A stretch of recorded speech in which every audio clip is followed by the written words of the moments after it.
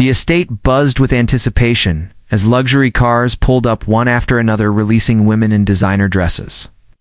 Glinting with sequins and confidence, each one stepping out as though they were royalty, and in a way they were heirs to corporate empires, media tycoons, fashion houses, and political legacies, all answering a single exclusive invitation sent by the most elusive man in the city. Kian Villani, the billionaire CEO known for building his fortune from silent strategy and steel eyes that never lingered too long, and a heart that never seemed to open in a world obsessed with beauty and power. Kian had remained untouched by it all, making him even more desirable.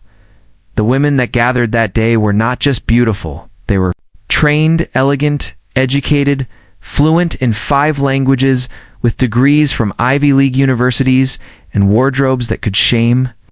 Paris runways, they lined the marble steps of the Villani estate, whispering and posing, glancing toward the tall balcony, where they hoped Kian would appear, some with practiced smiles, some with concealed nerves, all competing in their own silent ways for a man who hadn't promised anyone anything but his presence.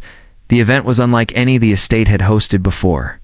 No press, no cameras, just silent judgment and quiet hope, as one by one the women were led into the central garden, where Kian stood behind a long table flanked by advisors who watched and listened without speaking. Each woman introduced herself. With grace delivering lines that had been rehearsed in front of mirrors, they spoke of their accomplishments, their families, their ambitions, each trying to balance confidence with humility, intelligence with charm, and Kian listened, politely nodded. Occasionally, but his eyes betrayed nothing, they flicked over diamond earrings and perfect hairdos, pausing briefly on each face before moving on again and again, as if none of it reached him, and in truth, it didn't. Not because he didn't see their beauty, but because he couldn't feel anything behind their words. They were polished, poised, and utterly forgettable. Hours past this way until the final guest curtsied slightly and gave her best smile, and then silence settled in the garden. Expectant, heavy, waiting for his verdict, but instead of standing or clapping or choosing, Kian simply turned his head, slightly looked toward the hills behind the estate, and walked away. The murmurs started instantly: disbelief, confusion, indignation. How could he reject them all? What did he want that they didn't have? But Kian wasn't listening. He had walked through the back corridor into his study. A large room lined with floor-to-ceiling glass that looked out on the far grounds, and it was there past the ornate fountains and trimmed hedges that he saw something that made him pause. A woman with sunburnt skin and rolled up sleeves, pushing a lawnmower across the grass, slowly, methodically, her hands gripping the handle with quiet purpose. And next to her was a small boy, maybe 6 or 7, sitting on the ground, drawing in the dirt, completely absorbed in his tiny world. She paused occasionally to check on him, to hand him a bottle of water or adjust his cap. Then she would smile at him and return to her task. There was no audience, no performance, just honest work, and Kian found himself staring longer than he meant. To the contrast between what he had just walked away from and what he was seeing now was too stark to ignore. She had no designer dress, her boots were caked in dirt, and her jeans were frayed at the knees. Her hair tied back messily, but her face glowed not with makeup but with life and warmth and a tired kind of grace that hit him somewhere deep behind the ribs. She didn't glance at the mansion, didn't stop to pose or preen.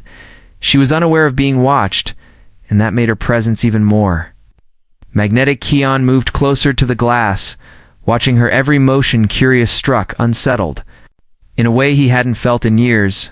And when she stopped to stretch her back and looked over at her son with a soft smile that melted into laughter, Kian knew something inside him had shifted. He left the study quietly and walked through the back hallway, his shoes clicking against the polished floor, then softened by the grass as he stepped into the garden, headed toward the figure still mowing the far lawn. She didn't hear him approach, not until he was nearly beside her, and when she turned, her eyes widened in surprise, and then steadied with cautious professionalism. She nodded at him briefly and asked if she was in his way. Ready to move and let him pass, he looked at her and asked her name, and she hesitated, then replied, "Arya." Her voice calm and direct, then pointed to the boy and said that was Caleb, her son, and they were here every Saturday. She offered to relocate again, unsure. who he was exactly since she'd only been assigned the job by an agency and had never met the owner directly. Keon nodded and said it was fine, then asked if her work was steady, and she laughed softly, saying not really, but it paid enough to keep them fed and keep Caleb in school supplies.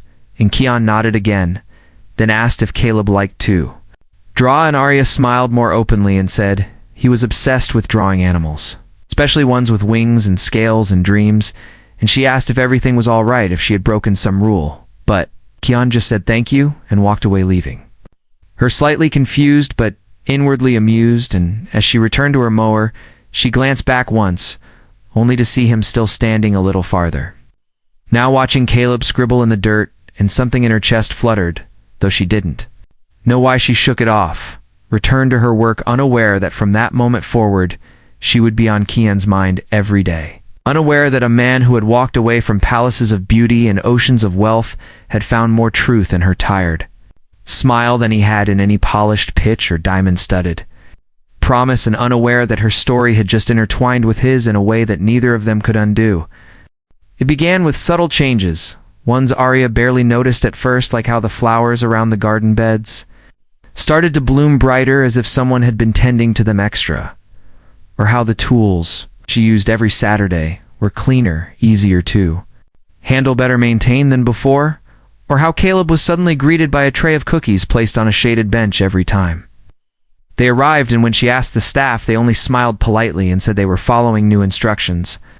And then Keon began to appear more often, not just walking past or giving polite nods, but stopping to speak, asking about her week, her work, her son, asking what kind of art Caleb liked and if she liked tea or coffee, and what she would do if money wasn't always chasing her dreams down the street.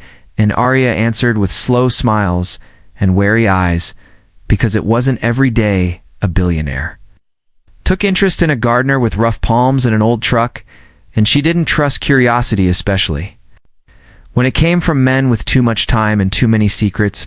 But Keon never pushed, never pried, and every time they talked, she found herself revealing one more small layer, like how she used to love painting before life got in the way, how Caleb once cried because he thought the tooth fairy forgot him, and how she stayed up all night sewing little wings on his pajamas to make up for it. And Keon would listen, really listen, not in the way most people do, waiting for a turn to speak, but like her words were a rare song, and he didn't want to miss a note. And the way he looked at Caleb too, not just with tolerance but with actual care, letting him show off his messy drawings, and even once getting on the ground to draw with him in the dirt, turning his $1,000 suit into a canvas of smudges and soil.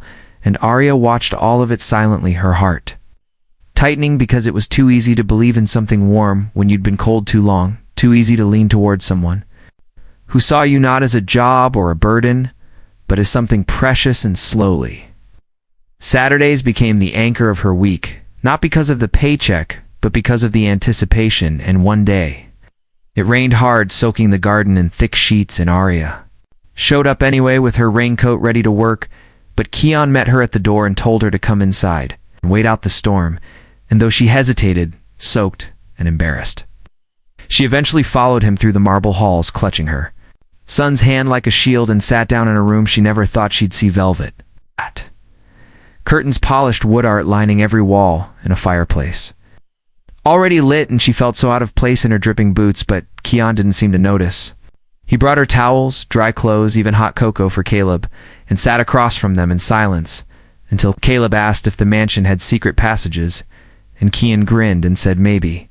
And suddenly, Arya was laughing so hard she forgot how nervous she was, and that was the day something cracked open between them. Something deeper than friendship, not spoken, not named, but there. And the next weekend, Keon invited them both to dinner. Nothing formal, just roasted chicken and mashed potatoes in a big, quiet kitchen with more warmth than silverware. And Yanta found herself telling stories about Caleb's obsession with dinosaurs and her late husband's awful jokes, and how she once wanted to open a plant nursery, and Keon didn't look at her with pity or admiration, just quiet attention, and she didn't realize how much she needed that someone to just be present fully, without trying to fix her or glorify her. And Caleb began running through the mansion like it was his own hiding.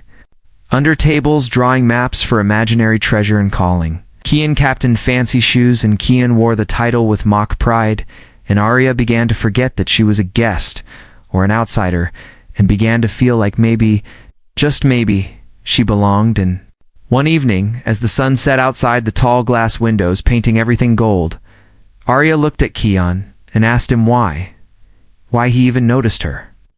When he had women lined up in heels and silken power, and he looked at her for a long moment and said because none of them knew what it meant to give without taking to smile.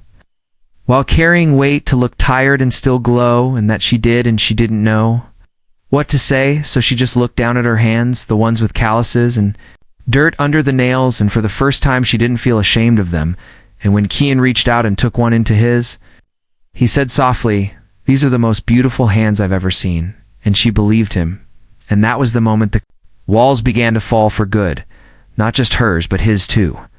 And every day after that he made space for her, not with grand gestures, but with little things. Like saving her a seat at the table, or asking her opinion on matters no one ever had, and she, in turn, brought light into his world in ways he never imagined, like bringing him a flower she found growing wild near the fence, or drawing hearts on the napkins when they ate, or making him laugh so hard he forgot what boardrooms even looked like. And she told him once that her dreams had shrunk over time, become small and manageable, like keeping Caleb healthy and the bills paid, and maybe having enough to fix the truck one day. And he told her then that dreams were allowed to grow again, and if she ever wanted help building them, he would stand right beside her, brick by brick. And Arya didn't cry often, but she did that night, not from sadness, but because no one had ever said that to her before. And when they kissed for the first time under the stars, with Caleb asleep upstairs and the house wrapped in moonlight, it felt less like falling and more like arriving. The whispers returned, but in a different form now, because soon society noticed that the billionaire who once rejected royalty and riches was now seen holding hands with a woman who wore no diamonds and drove an old pickup, and the tabloids tried to paint her as a mystery or a scheme, but every time they tried to dig into her past, they found nothing but honesty, hardship, and heart, and the world didn't know what to do with that.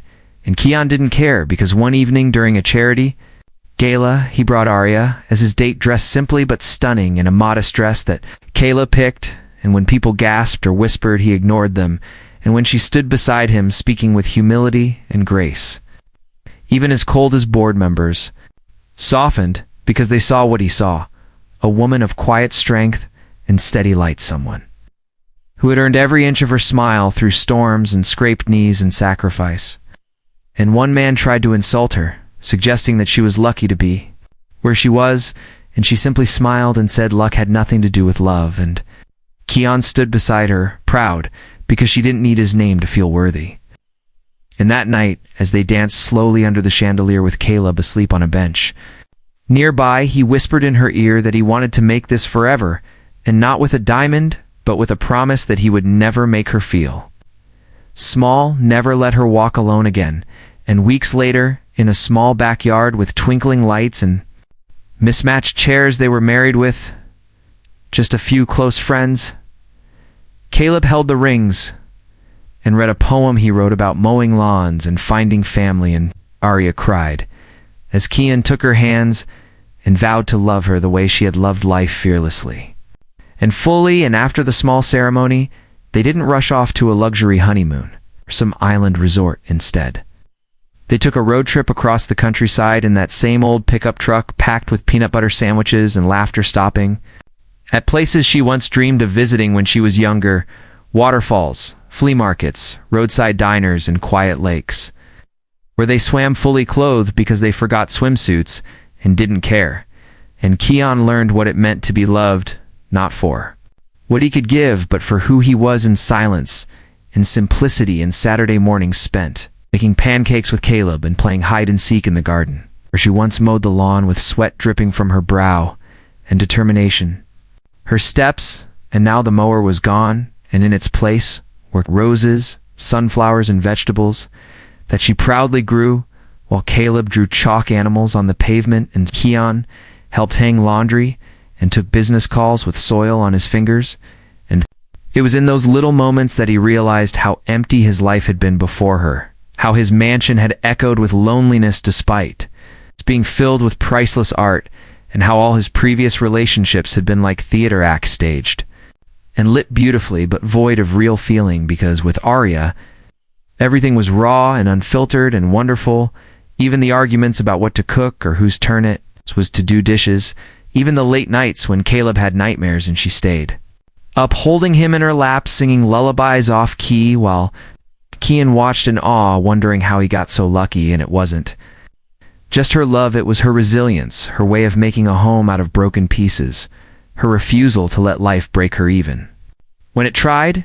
And Kian started doing things he never imagined, like volunteering at Caleb's school chaperoning, field trips dressed in jeans and old sneakers, and becoming known to the children not as a billionaire, but as Caleb's funny dad who always brought snacks. And Arya started taking online classes at night studying landscaping, horticulture, not because she had to, but because she finally could.